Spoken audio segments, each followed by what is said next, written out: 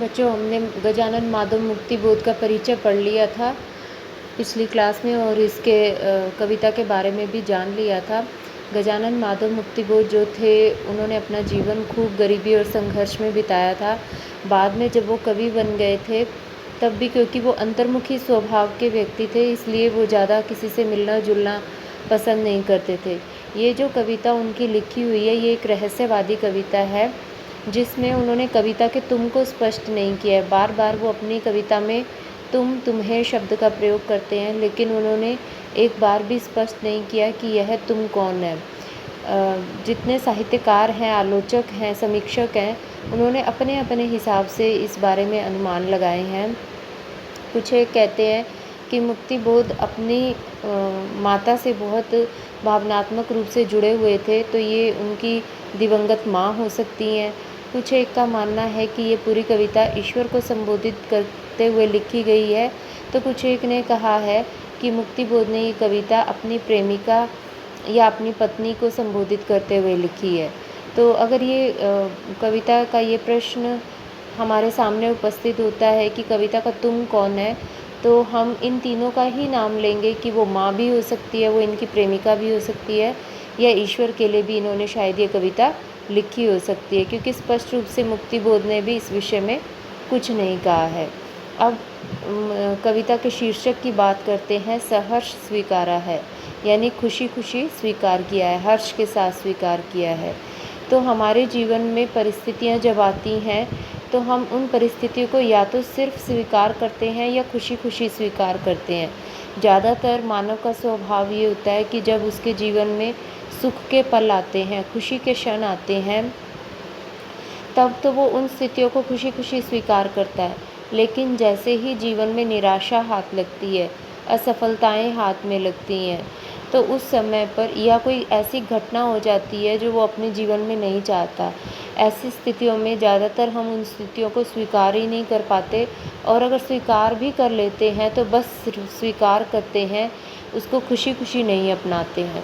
तो मुक्तिबोध कहते हैं कि मैंने अपने जीवन में हर स्थिति, हर परिस्थिति को खुशी खुशी स्वीकार कर लिया है, चाहे वो मेरी गरीबी हो, चाहे मेरे संघर्ष हो, चाहे किसी भी तरह की मेरे जीवन में परिस्थितियाँ आती रहीं या आती पहले भी थी, आज भी है, और भविष्य में जो कुछ भी होगा मेरे साथ, मैं हर एक परिस्थिति को, हर एक जीवन के पड़ाव को खुशी खुशी स्वीकार करता हूँ।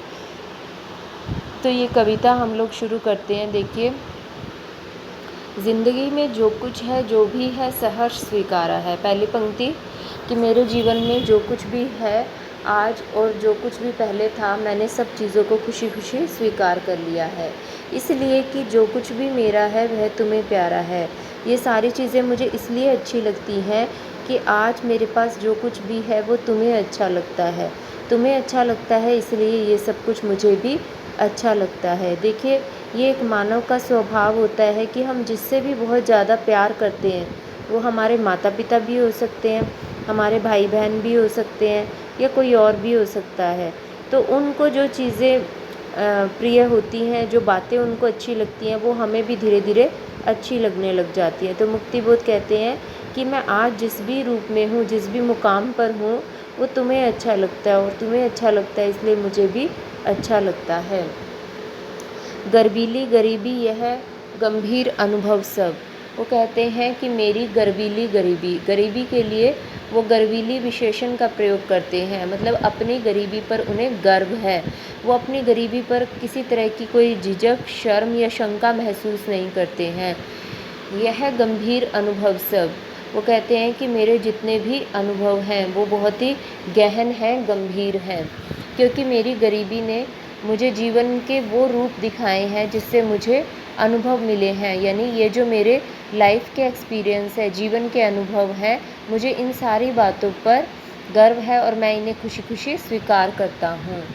यह विचार वैभव सब। मेरे पास जो विचारों का भंडार है, दृढ़ता यह भीतर की सरिता यह अभिनव सब। मेरे मन का ये दृढ़ विश्वास और मेरे मन के अंदर बहने वाली सरिता, सरिता का मतलब होता है नदी। यहाँ पर नदी यानी भावनाओं रूपी नदी, भावनाओं की नदी, रूपक अलंकार है यहाँ पर। मेरे मन के अंदर की जो दृढ़ता है, मेरे मन के अंदर जो भावनाओं की नदी बह रही है, यह अभिनव सब, अभिनव यानी ये पूर्ण रूप से नहीं है। मैंने किसी के व्यक्तित्व को देख करके उस अपने व्यक्तित्व को उसके अनुसार नहीं ढाला है, मैंने किसी की नकल नहीं की है, मैंने किसी के विचारों से अपने विचारों को नहीं बनाया है। आज मेरे पास जो विचार हैं, आज मेरे पास जो अनुभव हैं, आज मेरे मन के अंदर जो भावनाएं हैं, वो सब मेरे अपने जीवन का अनुभव है।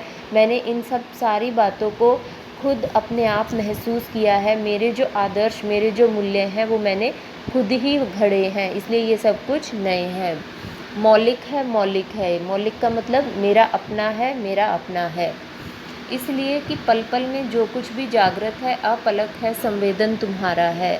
कि हर पल में जो कुछ भी इस सृष्टि में जागता हुआ, या जो कुछ भी इस सृष्टि में अपलक, यानी जैसे हम कहते हैं लिविंग और नॉन लिविंग, यानी जड़ और चेतन, इस सृष्टि में जितने भी जड़ और चेतन चीज़ें हैं, मुझे हर जगह तुम्हारी ही संवेदनाएं महसूस होती हैं। मुझे हर जगह तुम दिखाई देते हो या महसूस होते हो।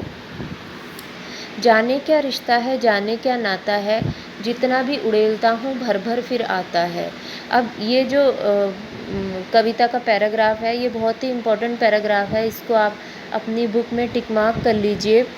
कवि कह रहे हैं कि मेरा न जाने तुमसे ऐसा कौन सा रिश्ता है, ऐसा कौन सा नाता है, जितना भी उड़ेलता हूँ भर भर फिर आता है। मैं जितना भी अपने मन का प्यार तुम्हारे ऊपर उड़ेलता हूँ, मैं अपने मन को उतने ही प्यार से परिपूर्ण पाता हूँ।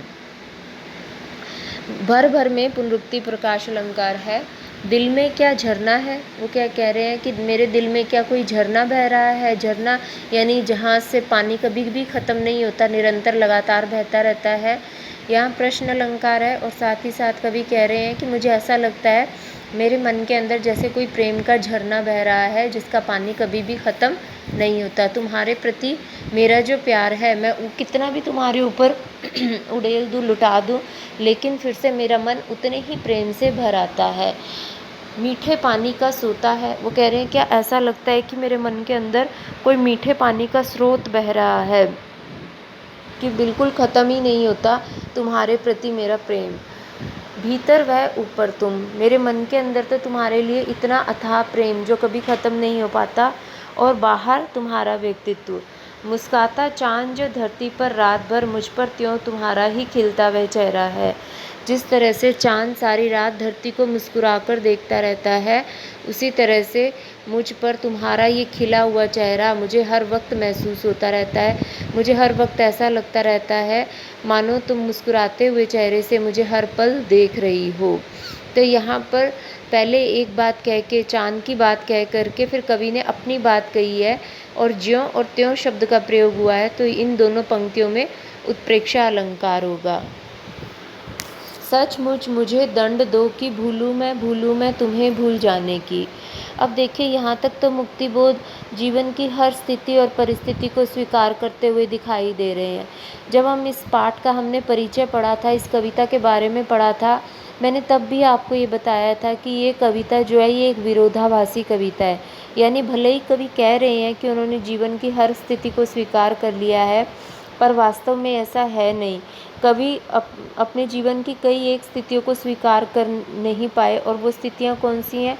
वो स्थितियाँ हैं पैसा पा लेने की स्थिति, अमीरी की स्थिति, लोकप्रियता की स्थिति, प्यार की स्थिति। इनसे वो दूर भागते हुए हमें दिखाई देते हैं। उनको ये लगता है कि वो इन सारी चीज़ों के साथ सहज नहीं है। तो यहाँ पर वही स्वर उनके सुनाई देते हैं। कवि कह रहे हैं सचमुच मुझे दंड दो कि भूलूं मैं, कि मुझे ये दंड मिलना चाहिए कि मैं सब कुछ भूल जाऊं, तुम्हें भूल जाने की। मैं तो तुम्हें भी भूल जाना चाहता हूँ। दक्षिणी ध्रुवी अंधकार अमावस्या शरीर पर, चेहरे पर अंतर में पालूँ मैं, झेलूँ मैं उसी में नहा लूँ मैं। वो कह रहे हैं कि मैं चाहता हूँ कि मेरे शरीर पर, मेरे चेहरे पर, मेरे हृदय पर, यानी मेरे पूरे बाहरी व्यक्तित्व और मेरे भीतरी व्यक्तित्व दोनों पर ही पूरी तरह से अंधेरा छा जाए। मैं गुमनामी के अंधेरों में खो जाऊं, जहां ना कोई मुझे पहचानता हो, न मैं किसी को पहचानता हूं, और कवि कह रहे हैं कि मैं कैसे अंधकार में खो जाना चाहता हूँ, दक्षिणी ध्रुवों के अंधकार में। दक्षिणी ध्रुव जहाँ 6 महीने लंबे दिन और 6 महीने लंबी रात रहती है, वहाँ के अंधेरों में खो जाना चाहता हूँ। अंधेरा भी कैसा हो, अमावस्या का अंधेरा, जब अमावस्या की रात हो, यानी यहाँ पर अंधेरे की भयानकता को और ज़्यादा बढ़ाने के लिए उन्होंने अमावस्या विशेषण का प्रयोग किया है। वो कहते हैं कि दक्षिणी ध्रुवों में जब अमावस्या की रात आती है और उस समय पर जो अंधेरा वहाँ रहता है, मैं चाहता हूँ कि वो अंधेरा मेरे शरीर पर, मेरे चेहरे पर, मेरी आत्मा पर, मेरे हृदय पर पूरी तरह से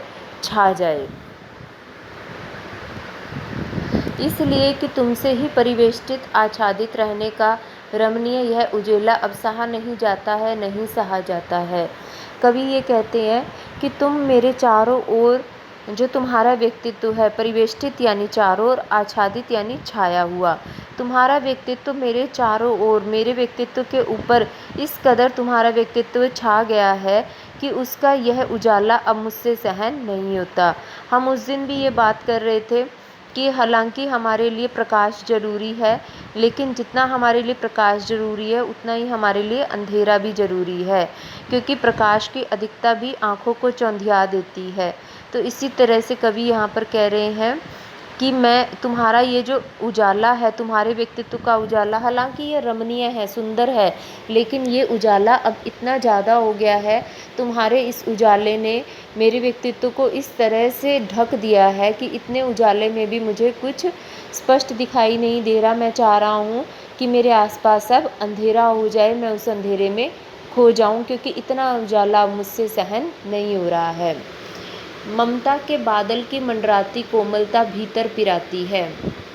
कवि कह रहे हैं कि ये जो तुम्हारे ममता के बादल हैं, मेरा जो जीवन था वो तो कड़ी धूप की तरह था मेरा जीवन, लेकिन तुम्हारा जो प्यार आया मेरे जीवन में, वो बादल बन कर के आया, छाया लेकर आया, सुकून लेकर आया, शांति लेकर आया। लेकिन ये जो तुम्हारे कोमल बादल मंडरा रहे हैं, प्यार के कोमल बादल मेरे ऊपर मंडरा रहे हैं, ये मुझे भीतर ही भीतर पिरा रहे हैं यानी अंदर ही अंदर गला रहे हैं, कमज़ोर कर रहे हैं। कमज़ोर और अक्षम अब हो गई है आत्मा ये। मुझे ये लगने लगा है कि पहले जो मैं था बहुत ही दृढ़ था, बहुत सक्षम था, बहुत ताकतवर था, मैं जीवन की हर बुरी से बुरी परिस्थिति में संघर्ष करने के योग्य था। लेकिन जैसे जैसे तुम्हारा प्यार मेरे जीवन में आता गया, अब मुझे लगता है कि मैं पहले जैसा ताकतवर, पहले जैसा बलशाली नहीं रहा हूँ। मैं भीतर ही भीतर अब कमज़ोर पड़ने लग गया हूँ। छटपटाती छाती को भव्यतव्यता डराती है, और ऐसा प्रतीत होता है कि ये जो तुम्हारी भव्यतव्यता है, यानी जो तुम्हारा इतना अधिक प्रेम करना है मुझे, ये मेरे हृदय को, मेरे दिल को अब मेरा दिल अब इससे छटपटाने लगा है। अब मुझे ये तुम्हारा अतिशय प्रेम डराने लगा है। बहलाती सहलाती आत्मीयता बर्दाश्त नहीं होती है।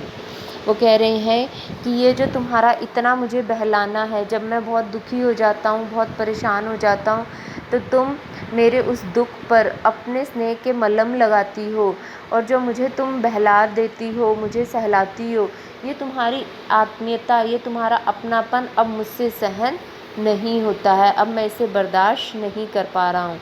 देखिए, मुक्तिबोध ने ही ये कविता जब शुरू की थी तो उन्होंने ये बात कही थी कि मैंने जीवन की हर स्थिति को स्वीकार कर लिया है, लेकिन यहाँ पर क्या कह रहे हैं कि मुझसे बहलाती सहलाती आत्मीयता बर्दाश्त नहीं होती है। तो इन दोनों ही चीज़ों में बिल्कुल परस्पर विरोध दिखाई दे रहा है। एक तरफ से कहते हैं कि मैंने सब कुछ स्वीकार कर लिया, एक तरफ से प्यार को स्वीकार नहीं कर पा रहे। यदि मुक्तिबोध ने सब कुछ स्वीकार ही कर लिया तो उनको अपने जीवन में आने वाले प्रेम को भी सहज स्वीकार कर लेना चाहिए। आगे देखिए, सचमुच मुझे दंड दो कि हो जाऊं पाताली अंधेरे की गुहाओं में, विवरों में, धुएं के बादलों में, बिल्कुल मैं लापता। मुक्तिबोध कहते हैं कि सचमुच मैं दंड पाना चाहता हूँ, मैं चाहता हूँ कि मुझे सज़ा मिले। और किस लिए सज़ा मिले? वो चाहते हैं कि मैं पाताल के अंधेरे की गुहाओं के विवरों में खो जाऊँ। मतलब फिर से वो अंधेरे में खोने की बातें कर रहे हैं। और अंधेरा भी कैसा अंधेरा? देखिए, पिछली बार मुक्तिबोध ने जो अंधेरे की बात की थी, उन्होंने कहा था कि दक्षिणी ध्रुवों में अमावस्या के दिन जो गहरा काला अंधकार होता है, जिसमें हाथ को हाथ दिखाई नहीं देता, मैं चाहता हूँ मेरे शरीर और आत्मा पर वो अंधेरा छा जाए। और यहाँ पर मुक्तिबोध फिर से कह रहे हैं कि मैं चाहता हूँ कि मैं पाताल में चला जाऊँ। पाताल में बहुत अंधेरा होता है, लेकिन वो कहते हैं कि पाताल की अंधेरी गुफाओं यानी गुफा के अंदर मैं चला जाऊं, और गुफा के भी विवरों में, विवर यानी बिल, जहाँ पर सांप और चूहे रहते हैं, मतलब पाताल की अंधेरी गुफाओं में, गुफाओं के भी अंदर बिल में जो गहरा काला अंधकार होता है, मैं चाहता हूँ कि मैं उसमें जाकर खो जाऊँ। धुएं के बादलों में बिल्कुल मैं लापता, मुक्तिबोध कहते हैं कि मैं चाहता हूँ कि मैं धुएं के बादलों में पूरी तरह से खो जाऊँ। अब यहाँ पर मुक्तिबोध बार बार जो अंधेरे में जाने की बात कर रहे हैं, क्या वास्तव में मुक्तिबोध यही चाहते हैं कि उनको किसी ऐसी जगह बंद कर दिया जाए जहाँ गहरा काला अंधेरा हो? नहीं, मुक्तिबोध यहाँ गुमनामी के अंधेरों में खोने की बात कर रहे हैं, क्योंकि मुक्तिबोध इस लोकप्रियता से दूर भाग जाना चाहते हैं। इसलिए वो कहते हैं कि मैं कहीं ऐसी जगह चला जाऊं जहां पर मेरी कोई पहचान ना हो, मैं गुमनामी के अंधेरों में जाकर खो जाऊं। लापता कि वहाँ भी तो तुम्हारा ही सहारा है। फिर मुक्तिबोध एक बार फिर से वही बात कह रहे हैं, कहते हैं कि मैं जहाँ कहीं भी चला जाऊँ, किसी बुरी से बुरी परिस्थिति में ही क्यों ना फंस जाऊँ, लेकिन मुझे हर परिस्थिति में जो एक व्यक्ति की याद आएगी जो मेरी मदद कर सकता है, जो मुझे सहारा दे सकता है, वो केवल तुम ही हो। इसलिए कि जो कुछ भी मेरा है या मेरा जो होता सा लगता है, होता सा संभव है, सभी वे तुम्हारे ही कारण के कार्यों का घेरा है, कार्यों का वैभव है। मुक्तिबोध कह रहे हैं कि आज मैं जिस भी रूप में हूँ, भविष्य में मेरा जो हो जाएगा, या मुझे लगता है कि मैं जिस मुकाम पर पहुँच जाऊँगा, वह सभी तुम्हारे ही कारण है, क्योंकि तुम ही मेरे जीवन में आए, तुम ही ने मेरे साथ इस तरह का व्यवहार किया, इस तरह के मेरे साथ कार्य किए, मुझ पर इतना विश्वास दिखाया कि मैं आज जीवन में जिस भी मुकाम पर हूँ, वो सिर्फ़ और सिर्फ तुम्हारे ही कारण हूँ। ये तुम ही मेरे जीवन में आए तो मैं इस मुकाम को हासिल कर पाया। अब